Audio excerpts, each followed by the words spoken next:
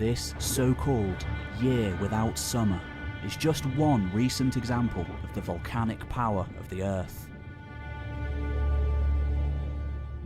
A similarly devastating eruption of Hekla in Iceland in around 1000 BC could have caused a similarly world-changing climatic event. But where was this volcano? We can't be sure, but one candidate is El Chichon in Chiapas, Mexico. Another is the Ring of Fire, the long chain of volcanoes between Samoa and Sumatra in the Pacific and Southeast Asia, homeland of the Polynesians, making tracks out into the wide Pacific.